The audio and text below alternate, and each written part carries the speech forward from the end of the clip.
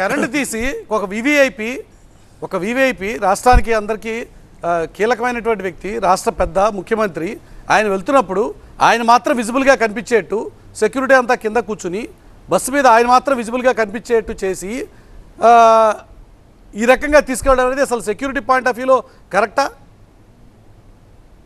ఆయన చుట్టూ సెక్యూరిటీ ఉండాలి ఖచ్చితంగా. ఎన్నికలు వచ్చిన తర్వాత ఆయన రాష్ట్ర ముఖ్యమంత్రి అండి. ఎన్నికలు వచ్చిన తర్వాత ఎన్నికల సందర్భంలో కాదు, ఆయన రాష్ట్ర ముఖ్యమంత్రి. ఆయన అట్లా అందరికీ విజిబుల్ గా టార్గెటెడ్ గా కనబడేలాగా సెక్యూరిటీ అంతా కింద కూర్చుని కరెంట్ లేనప్పుడు చేస్తే ఎవరు ఇటు పక్క నుంచి ఏ చిన్న రాయి కావచ్చు మరేదైనా కావచ్చు. అదే చెప్పిన దానికి ఇందాక నాగభూషణం గారు కూడా కరెక్ట్ గా ఎన్నికల సమయంలోనే ఎందుకు జరుగుతున్నాయి అనేటువంటి మాట్లాడినప్పుడు ఎన్నికల సమయంలో ప్రజలను విస్తృతంగా కలవాల్సినటువంటి అవసరం ఉంటుంది. అది ప్రధానమంత్రి స్థాయిలో ఉన్నా ముఖ్యమంత్రి స్థాయిలో ఉన్నా ఎలక్షన్ అనేటటువంటిది కంప్లీట్ గా ప్రజలకు దగ్గర అవ్వాల్సినటువంటి ఒక ఎపిసోడ్, ఒక నెల రోజుల్లో 2 నెలల్లో పూర్తిగా ప్రజలకు చేరువ అవ్వాల్సినటువంటి అవసరం ఉంది. లేకపోతే నాకు ప్రాణగండం ఉంది, లేకపోతే మరొకటి ఉంది అనేటటువంటిది అంతా ఎవరు కూడా ప్రజల మధ్యకు వెళ్లకుండా ఉండడం అనేది సాధ్యం కాదు. కాబట్టి వెళ్ళేటటువంటి క్రమంలో ఇవాళ మీరు చెప్తున్నటువంటిది ఇవాళ కరెంట్ ఆపడం అనేటటువంటిది చాలా కొత్తగా జరుగుతున్నట్టు ఇవాళ ప్రజల ప్రాణాలు ముఖ్యం. ఎక్కడ పడితే అక్కడ ఎక్కుతూ ఉన్నప్పుడు ప్రజలకు సంబంధించినటువంటి జాగ్రత్త తీసుకోవాల్సినటువంటి బాధ్యత ఏ నాయకుడి పైన ఉంటుంది. అంతే తప్ప మన సెక్యూరిటీ ముఖ్యమైనటువంటి దాంతో మొత్తం కూడా ఫ్లడ్ లైట్లు అన్ని పెట్టేసుకుని మొత్తం కరెంట్ సప్లై చేసుకుంటూ వెళితే ఎక్కడ పడితే అక్కడ ఎక్కుతున్నారు జనం, మిద్దెలు ఎక్కుతున్నారు, మేడలు ఎక్కుతున్నారు. ఇంకా చెప్పాలంటే అసలు కరెంట్ తీగలకి దగ్గరగా కూడా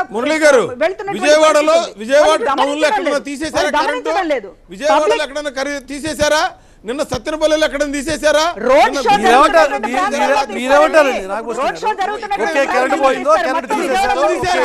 ఇప్పుడు ఖచ్చితంగా రోడ్డు షో జరుగుతుంది. 15 రోజులుగా జరుగుతున్నది ఇదే. 15 రోజులుగా రోడ్ షో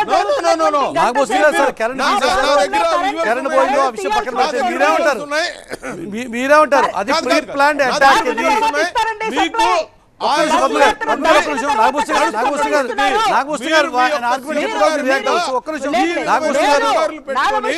రాష్ట్రంలో ఎన్నికలు ఎలా జరుగుతాయి?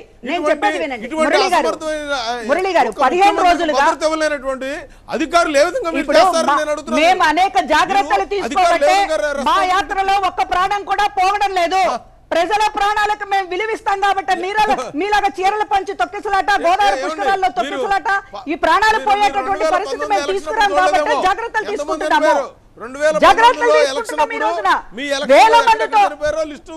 లక్షల మందితో జరుగుతున్నా కూడా ఒక్క సంఘటన జరగకుండా చూస్తున్నాము. అన్ని పార్టీలోనూ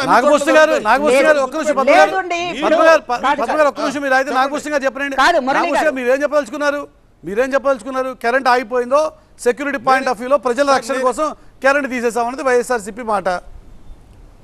కరెంట్ తీసేసిన సందర్భంలో జగన్మోహన్ రెడ్డి గారు యాత్ర చేయడం తప్పంటారా, లేకపోతే అది కావాలని చేసుకున్నటువంటి అటాక్ అంటారా? ఏంటి ఆర్గ్యుమెంట్ అసలు? మీరేం చెప్పదలుచుకున్నారు? ఇప్పుడు ఇక్కడ పొలిటికల్ నేను అడిగేది, ఇప్పుడు ఇవాళ సజ్జల గారు మాట్లాడారు సార్, మెడకాయ మీద ఉన్న తలకాయ ఉన్నాడు ఎవడో కూడా ఎవడికాడు వేసుకోడు అని అన్నాడు. ఇదే సజ్జల గారు పోయినసారి చంద్రబాబు గారి మీద దాడి జరిగినప్పుడు అది వాళ్ళ మీద వాళ్ళు వేసుకున్నారు, సానుభూతి క్రియేట్ చేసుకున్నారని నా దగ్గర విజువల్స్ ఉన్నాయి. మీరు పర్మిషన్ ఇస్తే నేను వేస్తాను. నెంబర్ 1, మెడకాయ మీద తలకాయ ఉన్నాడు ఎవడు వేసుకోడు అంటారు.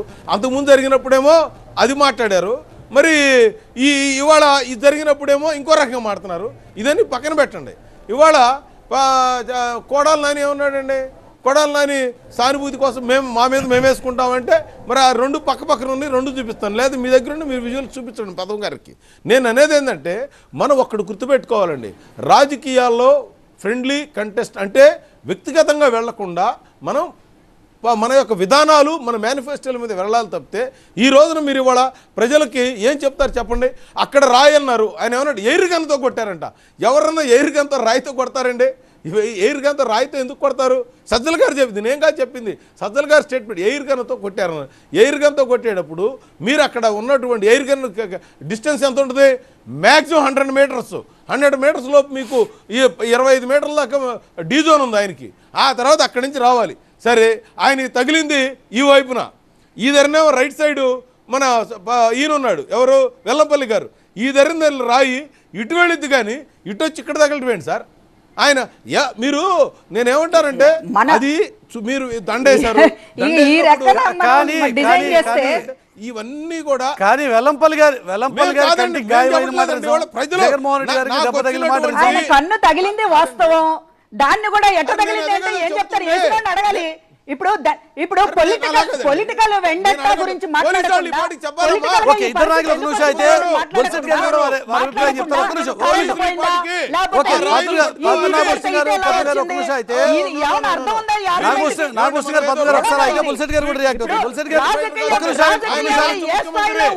ఎవరు నాయకులు ఒక నిమిషం ముఖ్యమంత్రికి జరిగినప్పుడు within 24 hours లో పద్మ గారు మీరు ఒక నిమిషం ఆగండి. నాగభూషణ్ గారు మీరు కూడా ఆగండి. నాగభూషణ్ గారు మీరు కూడా ఆగండి. నాగభూషణ్ గారు మీరు కూడా ఆగండి. అంటే నాగభూషణ్ గారు పద్మ గారు ఒక్క నిమిషం ముఖ్యమంత్రి గారు అంటే శ్రద్ధ లేదు. మీరు మాట్లాడచ్చు సార్, మీరు మాట్లాడలేదు. లేకపోతే మీకు ఒకరితో మాట్లాడితే మీరు మాట్లాడితే ప్రాపర్ గా కమ్యూనికేట్ అవుతుంది. నాగభూషణ్ గారు ఒక్క నిమిషం కాదు కాదు మేడం ఒక్క నిమిషం హోంశాఖ మాట్లాడతాను సార్, మీ మాట్లాడదు హోంశాఖ మంత్రి కానీ